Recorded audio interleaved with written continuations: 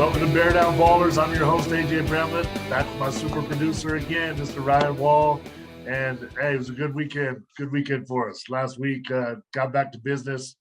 2 solid wins over Utah and Colorado. Utah one may have been a little bit more sweet, but what were your thoughts on those last week's victory? Yeah, it was huge. Bounce back 16-point win over Utah.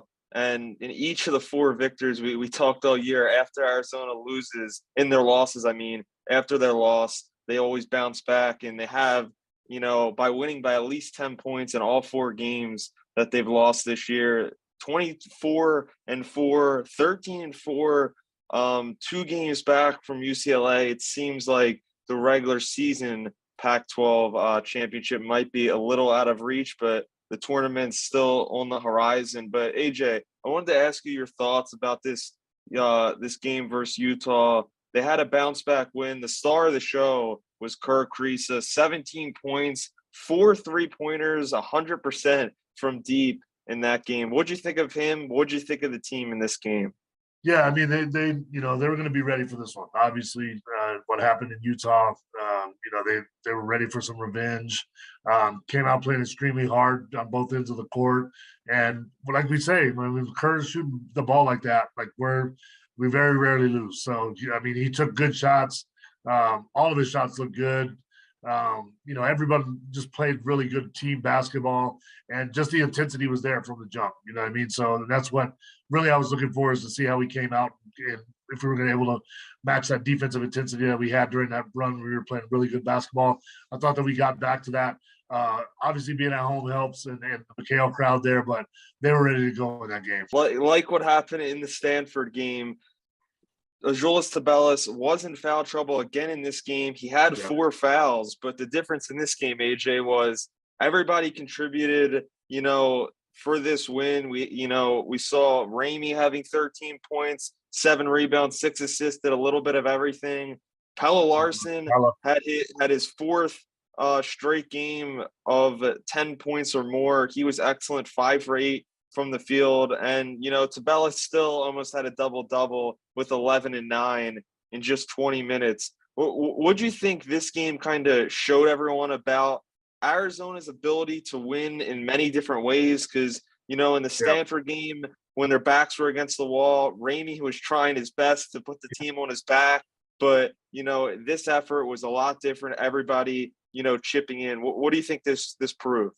Yeah, we've talked about this all year long, is that, we've shown that we can win in a variety of different ways. And this is always, these last couple games, when Zoo was struggling a little bit with foul trouble, not playing, that's the first time we've really seen our team, with that. And we were able to overcome that. Not so much, obviously, in the Stanford game, but still had a chance to win that game anyway on the road against a tough Stanford team. But, it just shows that we have a lot of firepower, guys that, it could be a different guy every night that steps up and gives you 15 to 20 points, or, has a breakout game, which is great to have.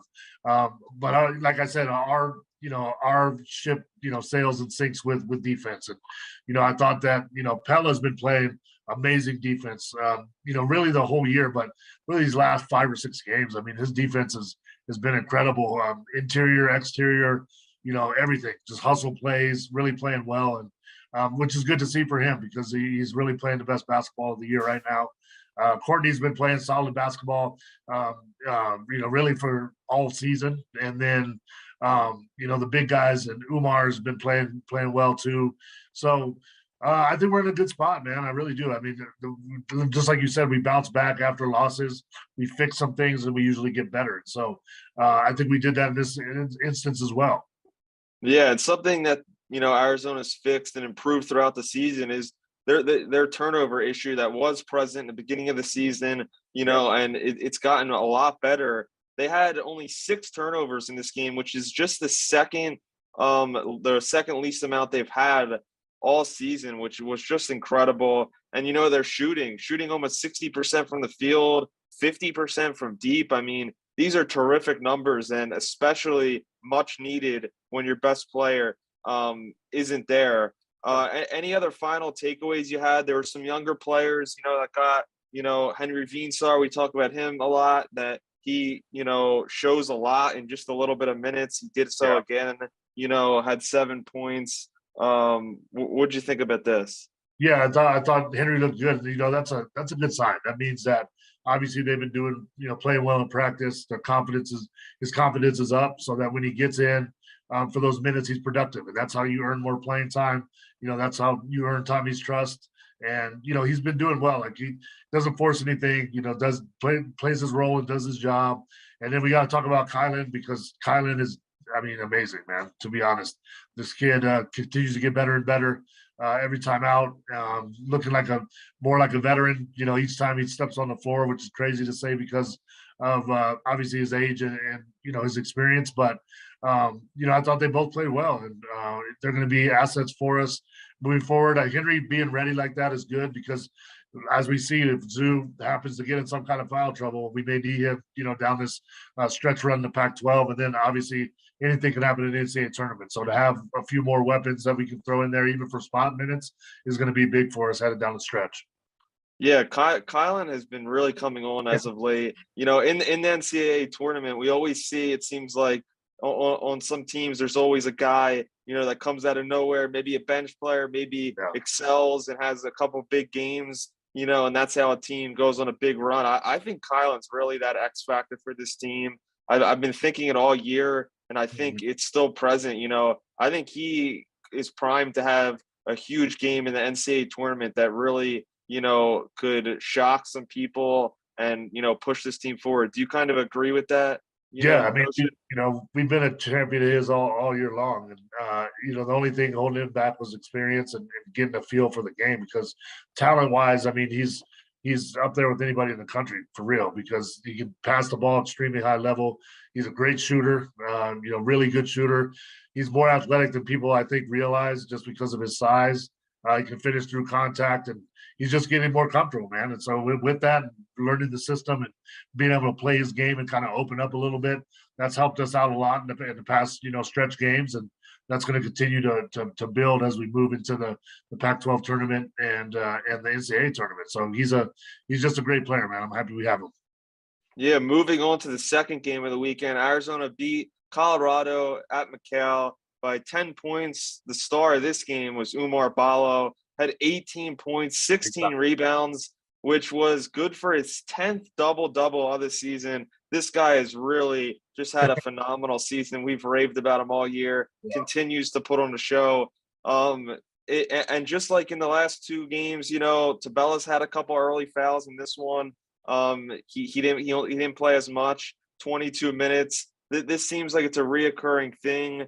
Tommy doesn't seem too concerned about it when talking about Tabell's foul trouble. Or are you kind of concerned about it, or do you think it'll just play itself out in the next couple of weeks? I don't think so, because I mean, obviously it's not really been a problem. I mean, it's the first time it's happened all year long. So I mean, anyone could get into a little stretch where you pick up a couple cheap fouls, and I'm sure they're talking to him about just really valuing those fouls and when to use them and when not to.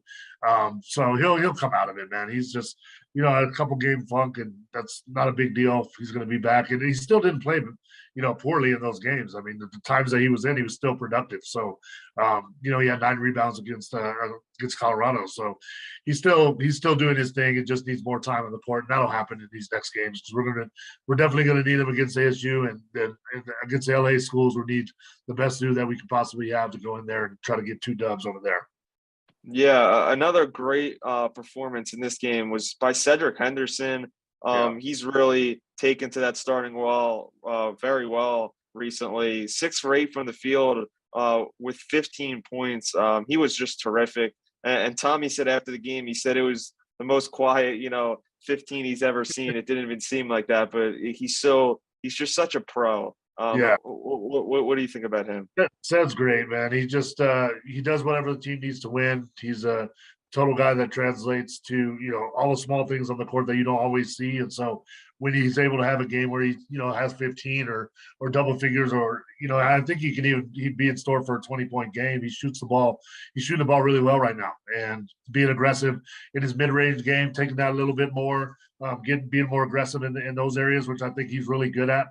With his floaters and pull-up jumpers in the mid-range as well. So, I'm just happy for him, because he's a guy that all season long he's done whatever Tommy's asked him to do, whether that's coming off the bench or some games he didn't play very much at all, in some games. And so for him to be where he is now and be providing what he's provided for this team is big for us. And so he's going to continue to do that. And we need him, especially on these road games. At the end of the pack on the LA schools, we're going to need him to play well, and I believe that he will. Yeah, well, AJ, let's not waste any more time. Let's get into it. As you know, it's ASU week. Arizona versus ASU at McCall Center this Saturday at noon. It's on CBS national TV. Arizona's won 4 out of the last 5 at McCall. Obviously, you know a lot about this rivalry. I wanted to ask you, do you think it's kind of, the season's winding down, everyone's looking forward, to the 2 tournaments? Do you think that it won't be a problem, because it is their biggest rival to get up for this game? No, they'll be ready to go, man, because ASU, if you look at them and where, they've started off really hot this season, they had a little bit of a lull and then have been playing a little bit better recently, but they need a win. They need to kind of win that, beating us at home would provide them if they're for their any kind of tournament resume. So they're going to be ready to go. The rivalry is what it is. You're always ready to go against ASU, man. It doesn't matter. You should never, ever come out flat against ASU. So, and especially at home, McHale's going to be, doing its thing. And so these guys, I expect them to play really well from the jump in this one and just, go out there and try to pressure them early and try to get them out of there. Yeah, as we know, Arizona beat ASU by 9 points late in December before the new year this season. Are you expecting kind of a similar outcome? Obviously, it's at McCall, which, the crowds are always incredible, but it seems like for these ASU games, the level of energy inside that building is just different. What do you expect to see this weekend? There's a little more hatred in there, man. It's just a little different energy when they step into the building, which is great. I think we're going to play really well, man. We talked last week, and I thought that the Colorado game would be maybe a trap game for us, and that they really handled them, pretty solidly, which impressed me the way that we played against them. So this is another game where we're just going to have to, that's why I said come out to a fast start. I think they'll come out defensively, fast start, shut them down, don't let them get hot from the outside, and really try to put it on them, man, and have a really good performance at home in front of our McHale fans in the last, pack games of the year. Yeah, you think they'll get the job done? I'm assuming. I do. We're gonna get the job, man. I'm never gonna say we're gonna lose to ASU. I never lost to ASU in my career, so they're not gonna start right now. Yeah, not many could say the same as you can in that rivalry, which is great feat. But AJ, as you know, there's only 3 games, including the ASU game. After the ASU game, there's only 2 games left of the season, the regular season, before they head to Vegas for the Pac-12 tournament, and then we'll see where they end up in March Madness. But I wanted to ask you how you kind of think this next week and a half will go with these last 3 games, and just how, they kind of will look at it and how important they are, because, they could very well play a lot of these same 3 teams. They could play 1, 2 of them, in the Pac-12 tournament just in about 2 weeks. So, how do you think they kind of go into these games against UCLA, USC before that? I think that there's still a chance that we can sneak out a number 1 seed. And so, I think that's what you have to look at is, if we can beat ASU and then go in there and sweep the LA schools and beat UCLA at home, and then have probably make it to the finals of the Pac-12 tournament, win or lose there. I think we still have a shot. So that's obviously what we're playing for right now. I think that we can do it definitely if we play our top game and play Arizona basketball. We can go in there and beat any team. So I think we have a good shot at it still. It's going to be a tough road, especially when you're just like you're talking about, when you go and play USC and UCLA on that last weekend, and you're going to go right back and probably match up with them again. And it's hard to beat a team 3 times in a row, and if we are to be able to get them at home. So, it's going to be a tough haul, but I trust in our guys. I think this year they've shown up in every big game that we've had. They've shown up. It's been the games where we've expected them to win that they've had some stumbles here and there. So I think that we'll be ready to go out there and play bear down basketball. Yeah, I think, a lot of people talk about how the Pac-12 is a weaker conference, which maybe if you look at the whole thing, it could be, but I still think that the very top of it, having two teams you could say are, top six in the country. I mean, right now, it's not like that. Arizona's four or Arizona seven, UCLA's four, but it's like Yeah. if Arizona has to play UCLA twice in the span of a week, basically, I mean, that's as tough as anyone's scheduling in the whole country. I mean, what do you think this will kind of prove and for Arizona as a team and like kind of help them prepare for the NCAA tournament? Because if you're playing a top five team, like I said, almost twice, or maybe even if they don't play UCLA twice, they'll have to play, USC or any of these good teams. What do you think that'll do for this program? I actually like the schedule, kind of ironed out this way, and then we're going to be playing our tougher games at the end of the season because you're right. I mean, you need to prepare for the NCAA tournament. Even if we did drop and have a loss, it's another opportunity to get better for us. But you want to be playing the toughest teams because once that tournament hits, I mean, it's a different level just all around from intensity to, and then, we have a lot of guys this year that, it's going to be a new experience for them. So playing in big time games, big time atmospheres always helps prepare you for it as much as you can without being there because it just is a different feel, man. Once that tournament comes around and you walk out on that floor for that first game, it's just different. It takes a little bit of time to get used to. So I think it's big for us, and I think we're going to go out there and handle business. Yeah, and as we know, Arizona was a one seed last year. They got the one seed. They won the Pac-12 regular season championship, won the Pac-12 tournament championship. They kind of, swept the board there before the tournament, and kind of just were excelling at every point. But I mean, as we know, they did get to the Sweet 16, but obviously we were expecting a little more last year. So the seeding's not to me at least, isn't a huge deal Yeah. because, if Arizona say they do win the tournament and say they get a one seed or say they lose in the championship, I mean, and say they even got a three seed somehow, I mean, it'll fall how it falls to me. And, It's all about to matchups, me, man. It's yeah, all yeah, about matchups. to me, you just got to be ready when it matters in March. Yeah, yeah, absolutely. And like I said, I mean, you're right. Like you could be a one seed and have a bad matchup for a team in your bracket that is going to be tougher than if you had a three. You know what I mean? So it's really about how we match up with these teams once we get to the NCAA tournament. I've seen that they've had us on a two line now. Right now, Kansas has the one, which I don't really mind that much. I think we kind of would match up well with Kansas, but I'm sure there's still a lot of basketball to be played still. So nothing set in stone, and I'm excited about it, man. They're gonna be big time games. I like that we're playing at noon on Saturday on national, and let's go out there and show them what we've been doing all season long once again.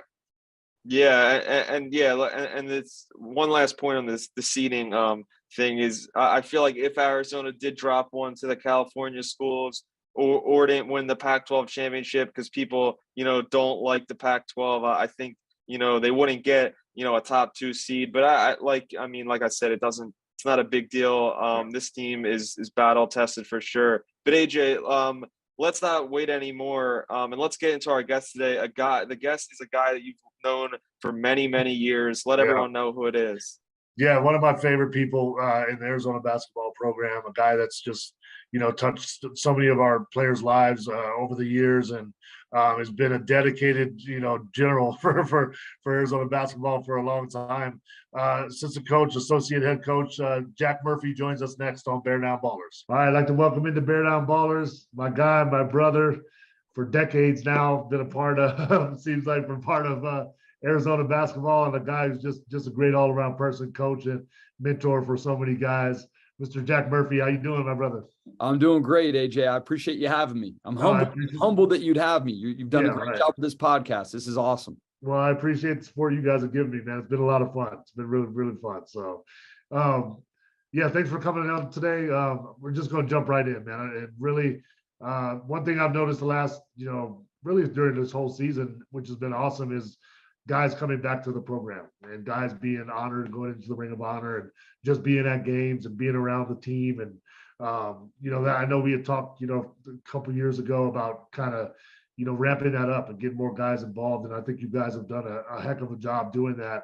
Especially myself, included in that, treated the alumni really, really well. So I just wanted to give you a chance. Can you talk about what it's like having those guys come back, what it means to the program, how they interact with the new guys, and kind of just talk about that dynamic a little bit? Yeah, it's great. We've been fortunate because obviously, AJ, we have such a strong Arizona basketball family. Absolutely. Even from before Coach O, when you're talking about the Fred Snowden years, Bob Elliott and those guys, and then into the Coach Olson years, the Coach Olson family. We were in the Bay Area a couple of weeks ago, and we had a big event, and Steve was there. I looked on stage. Reggie Geary's running the event. Steve Kerr's up there. Jason Gardner's up there.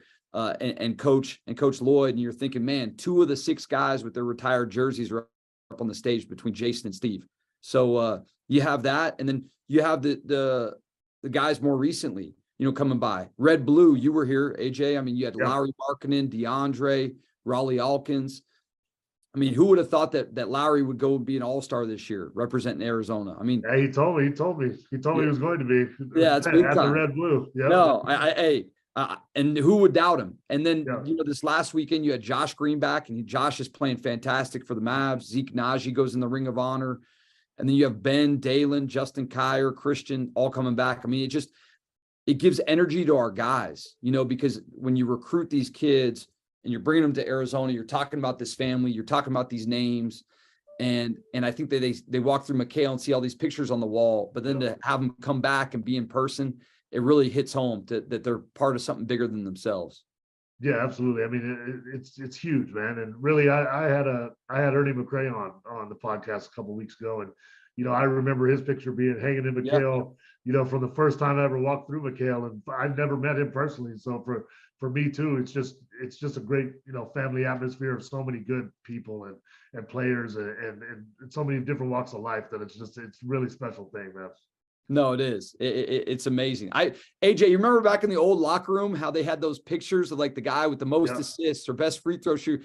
I'll never forget Dylan Rigdon's picture was in there forever because of the free throw shooting. Yeah, I was like, right. Man, Dylan Rigdon, he was a baller. Yeah, that's right. D was a baller though.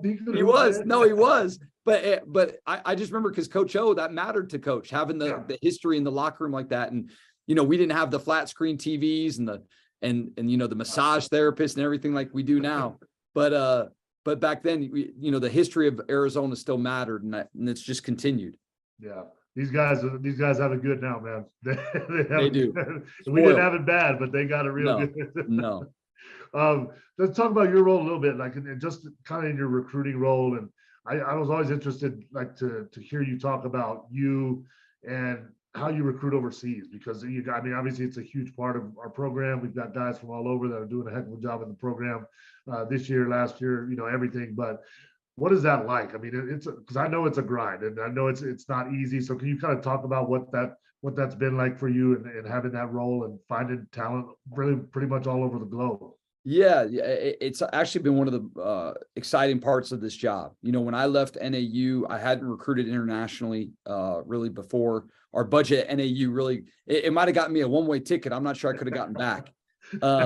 So coming down to Arizona, the globe kind of opened up. And one of the first things I did was go down to Australia. And one of the first guys I sat down with ended up being Josh Giddey, if you could imagine that. Oh, wow, yeah. Yep. And so even though you don't get guys, because I was down there recruiting Josh Giddey, another young man, Mojave King, I get connected with guys, and then that's how I found out about Ben. Or I start like looking at a Lithuanian guard, and then that's how I find out about Kerr. Yeah. And so it's just the one thing that I've figured out pretty early on, and I know Tommy's known this for years and years, is the key to international recruiting is actually getting on the plane and going over there. Yeah.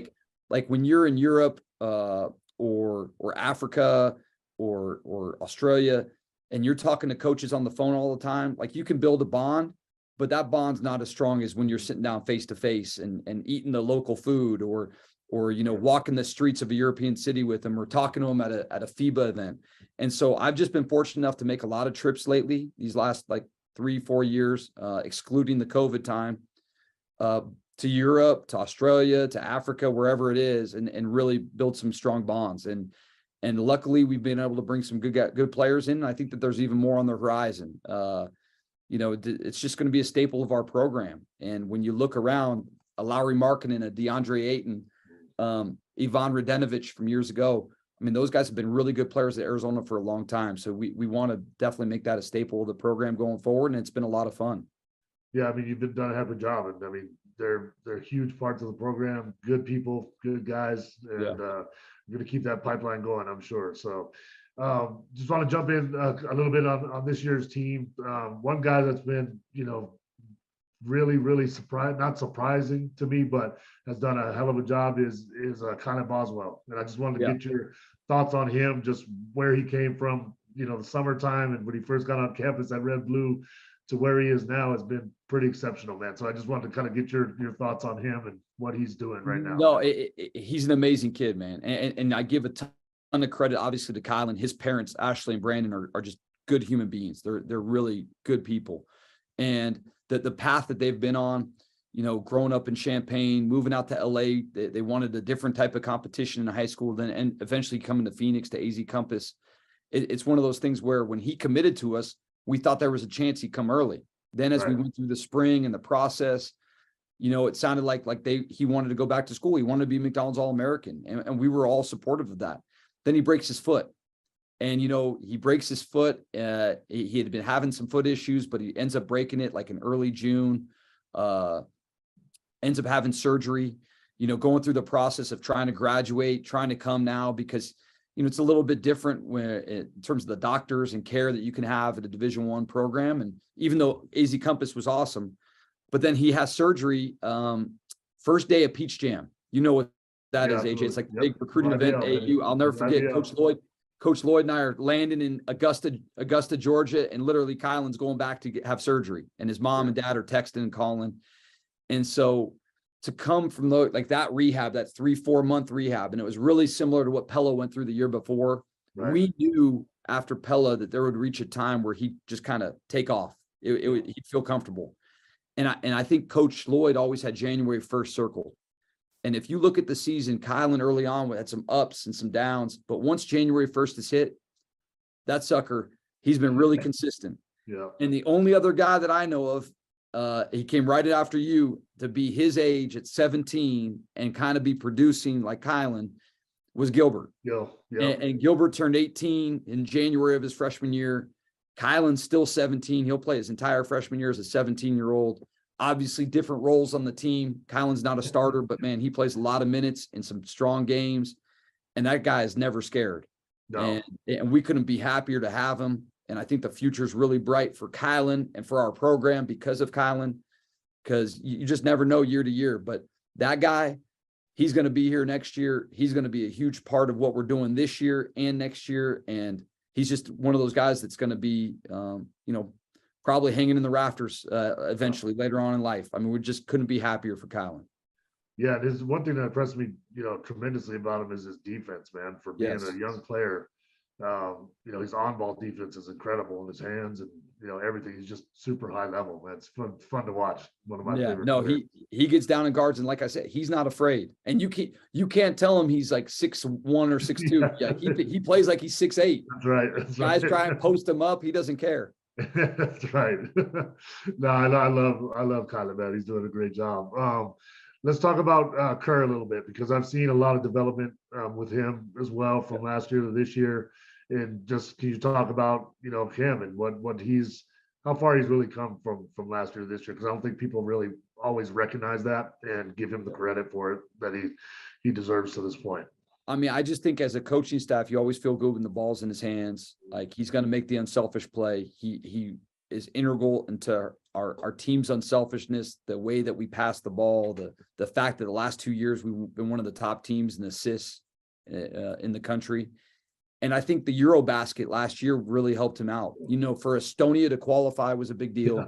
And then for him to play in those games, he played against Luka Doncic, he played against Giannis. And that's a high level tournament, high level. Like it's just below the NBA Olympics. I mean, it's high level. I mean, those are all-star teams. And for him to play and compete and start for Estonia, have some really good moments, I think he came back here with a lot of confidence. And you've seen that confidence kind of carry over. And when we won Maui, Kerr was at his best. And when we've won some of our big games, Kerr stepped up. And when he's making shots, when he's shooting threes and playing that with that swagger, our team has a different level we can hit. And I think that all of the guys in the locker room love and trust Kerr. And I think Kerr loves and trusts them. And that's a big piece of our success. Yeah, he's fun guy to watch, great personality, Yes. great leader. You know what Yes.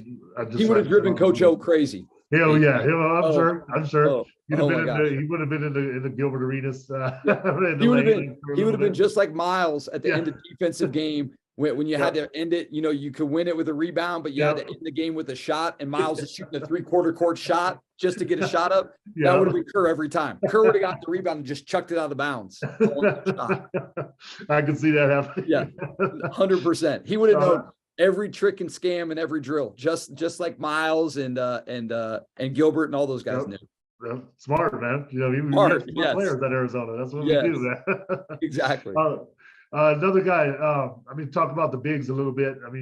Zoo Zoo the past couple of games foul trouble. Is that something you guys are worried about at all? It's just no. I think if you look at his statistics analytically, he was in a little bit of a tough stretch after like the at Oregon game and coming back home after that and a couple of the games that we had at home, and he played himself out of it. I think Zoo just needs to go into the next game and this last stretch of the season, just focus on rebounding, playing hard, competing, and everything else will take care of itself. Yeah. It's a funny time of year, and AJ, you went through it, and we saw JT go through it, and I saw Andre go through it. You get to February and everybody's talking about how great you are. Everybody's talking about you should be an All-American. You should be this, you should be that. You walk into these games trying to live up to this, what people are saying about you. And what got you there was you were just hooping. You were just playing. And so I think just taking all that other stuff away, all that other outside external pressure away, and just playing and doing what you've already done for 20 something games. You can't take away anything that Azuolas has accomplished this year. The guy's done an unbelievable job. He's having one of the best years in Arizona history. And I give him all the credit in the world for that. Yeah, he's doing, heck of a job, man. He's just so consistent. And, that's what I felt like too, is maybe just had a little bit of a downturn, which happens to all of us. And, you get through it, and he's still playing hard and competing at a high level. And, he's going to be stalwart as he has been the whole season, the rest of the way out. And so, also Umar though, man, I don't give big credit to Umar, his transformation. He kind of reminds me, of myself about how he went from kind of a role player role and then had to, really jump into a leadership role, and trying to change your mentality and your work habits and everything. Can you talk about Umar and what he's been doing for the team? Because I know he gets a lot of praise, but I think he gets overlooked a little bit too for how important he is. Yeah, he's a special young man. He's got an unbelievable heart, a genuine nature about him, and when he's the force that he is down low, we're really hard to beat. And if you look at our games, some of our games that we've struggled in, he struggled, and he went through that stretch after. Gosh darn, I can't remember what game it was, but after one of the games where he had to, he was sick. He went to the hospital and it took him a couple of weeks to get back. He's a big guy. And so he's worked hard to get in shape. And then that kind of was a setback. And so I think he's getting his legs back under him and playing better and better. And we need him. Like last Saturday against Colorado, the Zoo was in foul trouble and we needed everything Umar could give us. And he gave us a ton. And I think when he's doing that, he's one of the best, big men in college basketball, let alone the Pac-12. We're lucky to have him. But, man, you talk about a team-first guy. He is a team-first guy. He loves his teammates. He always comes with a smile on his face. He brings energy. He's just a guy everyone wants to be around. Two more team-first guys that I want to talk about are Sad and Pella, man. And, the way that they have, and, watching this year, the way that they've, moved in and out of positions and, come off the bench or started. And, it reminds me a little bit of, JT's situation, what happened, during the year. But can you talk about those guys and what they bring? Because they're very, they're just integral parts of the team and their personalities also, and how that, allowed them to kind of do what they're doing right now. Yeah, I think that Pella's an unbelievable human being. Obviously, I mean, you talk about not being selfish, and I think a lot of it is his upbringing. He's got amazing parents. It's the Swedish culture. I mean, he looks out for everyone. And so when Coach came to him and wanted to bring him off the bench and start said, Pella was all for it, because I think Pella needed a little bit of a reset too, because we all know how he finished last year, and he's kind of playing that way this year right now. Ever since he started coming off the bench, it took a little bit of that pressure away from him. And defensively, I mean, he's a stud. And I think gave him a little bit of a boost, gave him a little rocket fuel. Hey, man, you're starting the games. You got to get us off to a good start. You're going to be able to get your feet under you in the flow of the game right away. And he's taken off. So I think it's really maximized our team. But to your point, AJ, we're lucky that we have those types of people on this team. Like there's not really selfishness. There's not really like, hey, I'm not starting, or I am starting, or what about my minutes? What about me? Yeah. Like Cedric Henderson, he's concerned about Pella's success. Pella's concerned about Ced's success, because we all see everything as the team. And you see it even on our bench. Like, it's not been easy for Henry or Adama or Phillip or Dylan Anderson, whether they've had opportunities or not had opportunities. But during the games, man, those guys are like the first ones up cheering for their teammates. And as a coach, it gives you excitement to come to work every day, because you're dealing with young men like this. But Pella and Ced are special.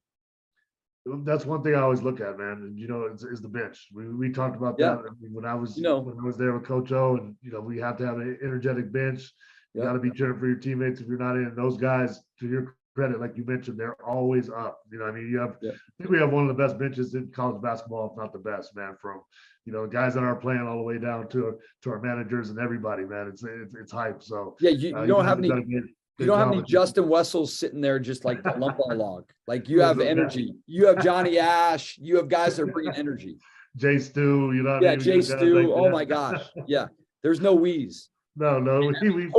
Hopefully everyone at home knows I'm joking. I love Justin, but I mean, he wasn't athletic. It took him a long time to stand up. He did the best with what he had, man. Yeah, he did. Jay Weeze was a hooper, man. Great mom. Not sure about his dad. Yeah, exactly. I love it. So you guys this is a big week, obviously, as always, rivalry week with ASU. I was going to ask you, and JT and I don't know, I think Kerr said that he hasn't lost to ASU in his career yet. JT and I think at the time were the only two to never lose to ASU in our careers, which is still, a badge of pride for us. Yeah. Over the years, you've been in so many of these matchups. Are there any of the games that you remember, games that stand out for you over the years, because you've been in so many of them? I remember, obviously a couple of years ago with James. James said it was a pass. It looked more like a shot to me, and Tubelis caught it and laid it in. Yeah, that was a big one. And I remember back in the day too, when Channing was here and Ike Diagu was at ASU, and everyone in the league was talking about how Ike was the best center, and he was a great player. Don't get me wrong, but Channing really took that personally, and we got after him a little bit. Then there was the game at ASU where if we won the conference title, Salim's senior year, and Salim might have shuffled a little bit, but the refs didn't see. I mean, I don't know if there was a shuffle or not, but he made that game winner. And of course the one time we did lose when I was here, originally it was with Jason and Luke and those guys and Tommy Smith, and they beat us up at ASU one time. So, but they're always competitive games. They're tough. Down here in McHale too, you have to come and get after it, because they're going to come down and just go guns blazing. And Coach Hurley's done a great job this year. They have a really good team. They have a couple guys on their team that have no conscience. Like, they're going to shoot their shot, whether you're there or not. So it's probably better to be there and get a contest hand up and limit them the second chance, because if they are missing that three, those are break opportunities for us. But more importantly, it's not giving them a second chance to take another one, because they do have guys that can fill it up. And the Cambridge brothers, those guys can put points on the board quickly. And I think Warren Washington, their 5-man's done a great job this year. So yeah, I give Coach Hurley a lot of credit for getting them in the position that they're in. And we have to understand that they're almost in a corner right now, because everybody's looking for that big win, that quad 1 win. And it's a great opportunity for them. It's a great opportunity for us. We have to we have to understand that they're coming after us to try and get that signature win, and we have to be ready.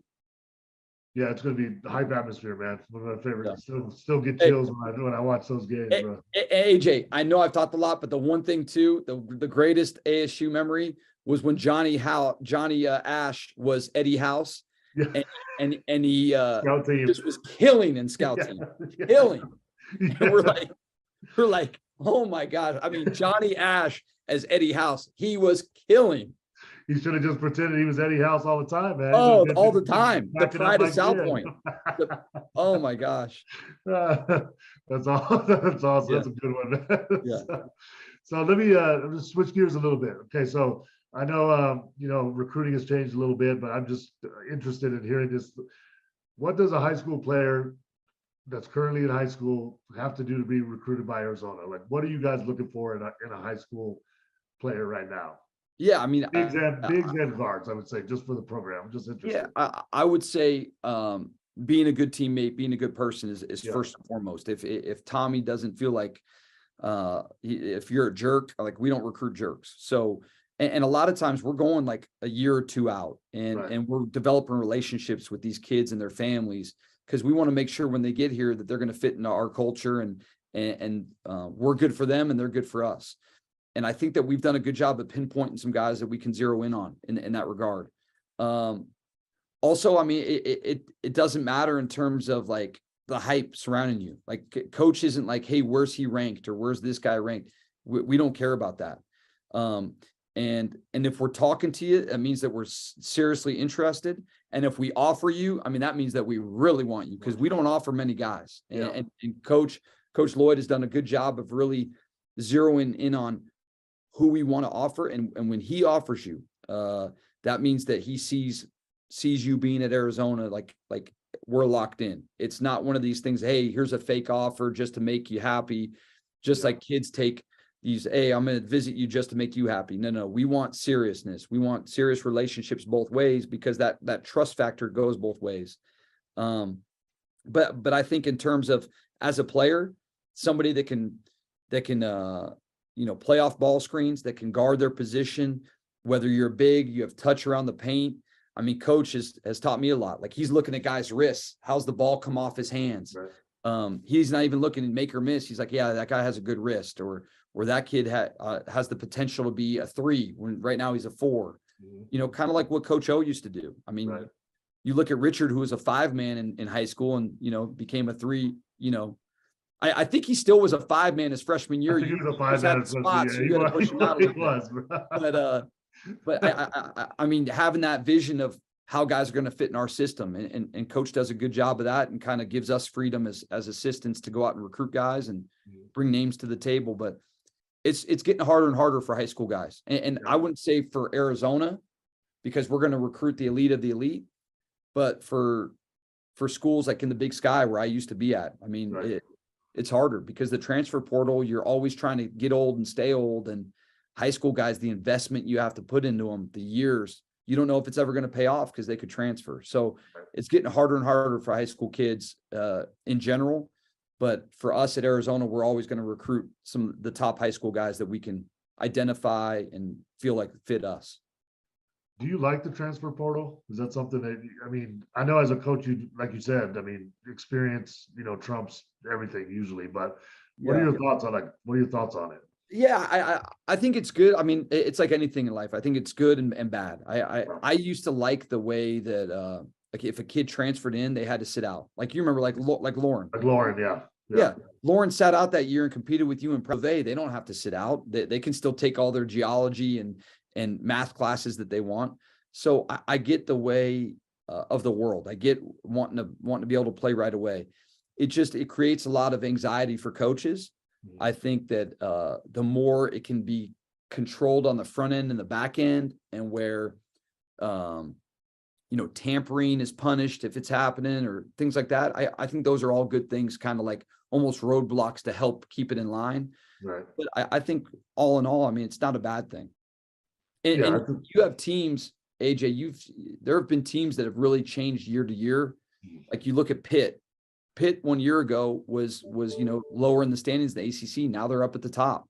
Right. Our guy Josh Pastner's at Georgia Tech he's had a lot of success. They're lower this year. In 1 year, he could flip that no problem. So, Yeah. I mean, it gives programs and coaches, a chance to change year to year. And I think that could be a good thing too. Can help guys save their jobs.